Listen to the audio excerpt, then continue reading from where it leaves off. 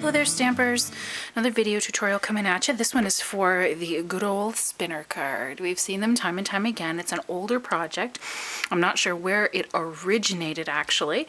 It was one that I was taught within the first few months that I was the demonstrator from my upline, and I absolutely loved it. I attended her stamp club after I had signed up so that I could get the hang of what she was doing and ideas, and this was something that she introduced 6 years ago, and I don't know how long it's been around, but I thought I'd try it with club this past month, and I thought we'd try a Halloween theme, so I'm going to teach you how to do the spinner card. So what we did was just a basic card, so it's half of your 8.5 by 11 and folded in half, so we're just doing a basic card front. And this is the Tangelo twist because we used the Halloween DSP in all of our projects, and that has the very vanilla basic black and the Tangelo twist as the colors. So I think I'm going to use the birdies, and this is just cut to fit on the front. So where your card would be 4 1/4 by 5 1/2, this piece would be 4 by 5 1/4. Okay, let's put the birdies upright.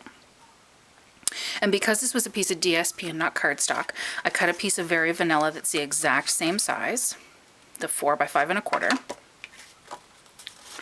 And, oh, I don't have any snail out. I'm just going to snail that together. So those should nest right onto each other and fit together. If you have any extra, you can trim it off if you need to. Not imperative, because this is going to go on the front of your card and no one will see the back. So if it doesn't fit exactly, like mine has a little bit of orange around it, I'm not going to worry about it. But this gives it a little bit of firmness because we're going to put our penny roller in here. And we are using this punch, the good old punch, the word window. And with this guy, you're going to put your cardstock in DSP. Usually I wouldn't say cut 2 pieces of cardstock. Where it's DSP and cardstock, it cuts no problem. The DSP is a little thinner, but obviously punches are not for more than 1 layer of cardstock. The very vanilla and the white are a little thinner, and I think that's why you can get away with it. But those two are snailed together. We're going to put this in our punch. I'm going to center it, and I'm going to put the paper in as far as it'll go. Okay, I want to get that spinner track up as far as I can. And I'm going to punch.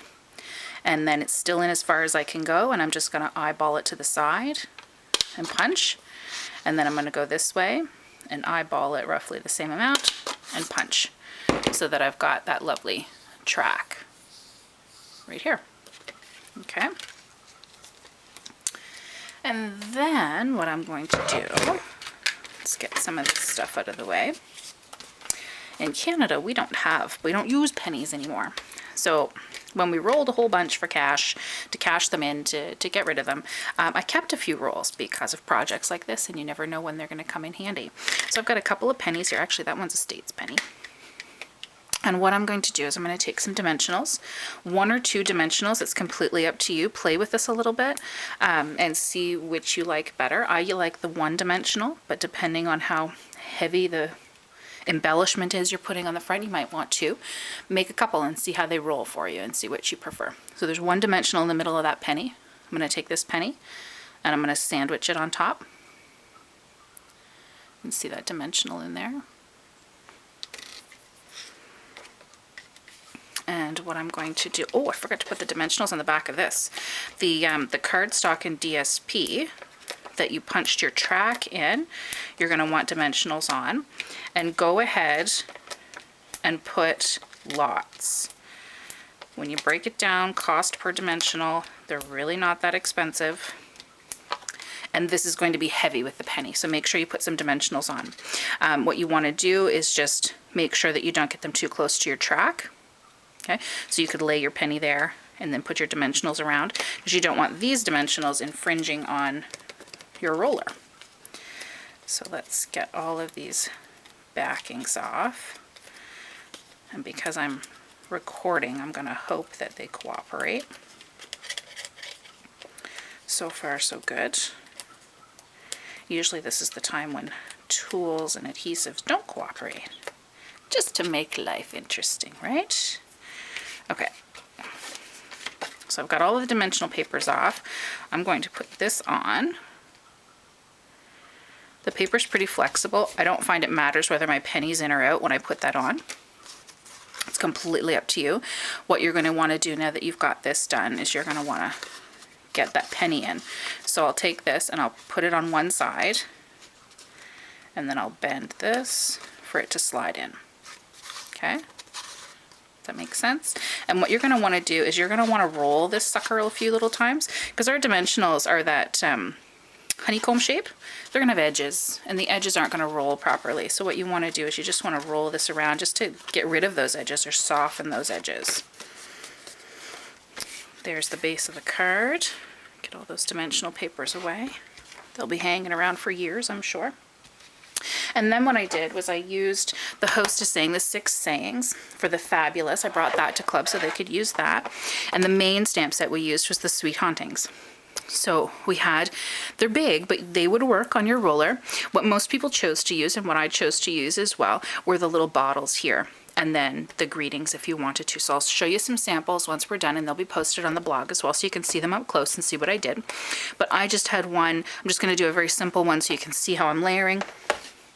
And then you'll be able to put your own card together. So I stamped up the Brewing Something Sweet, and I have the little skeleton bottle. And I'm just going to snail the saying onto my card.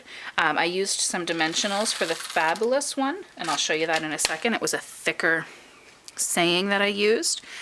You could cut your dimensionals in half, and you could pop that up if you wanted to. With this guy, the little bottle, I am going to pull in, actually I'm going to do a little bit of a punch because I don't want my rich razzleberry, which is what I was using before. I brought some rich razzleberry as well to club, the marker and the paper, just so that I like purple. Well, I like purple anyway. If you guys know me, you know my favorite color is purple. But at Halloween, I really like the look of the purple in with the orange and the black. So I chose to bring some of that for people to use. But today I think I'm just going to do the orange and black. So I've done our scallop and the 1 3/8 circle because they nest well. So I've gotten this little doodad. I'm going to put a dimensional on the back of my potion bottle. This little guy. I used a little bit of marker to color him in, just keeping with the orange and black. And then I'm going to put a dimensional on my penny. Again, peel the backing off. And then I'm going to rest this on. And then hopefully this will roll. Of course this one's not going to roll. See, this is what happens with videos, right? But ideally this guy should roll. Brewing Up Something Sweet. And then you could put Happy Halloween on the inside, right? And once that penny gets, or those dimensionals get worn down, it'll roll. There it goes. See, it's starting now. And here are some of the other samples, and hopefully these ones will roll better for us, right? There's the Fabulous with a little thing of poison. Is that guy on? Yep, this guy's a 2-dimensional. Oh, see, there it goes. This guy's a 2-dimensional one. There. And then I did this guy at club, Brewing Up Something Sweet with the ghosties in behind and a couple of the deadly poison bottles. And of course none of these are rolling while I'm showing you in the video. And this guy's just a 1-dimensional one again. But there you have it. That's your spinner card. How sweet is that? There are some ideas. Like I said, I'll post the pictures on the blog post so you can take a look. And that is how you make a spinner card. I hope you enjoyed it. Happy stamping!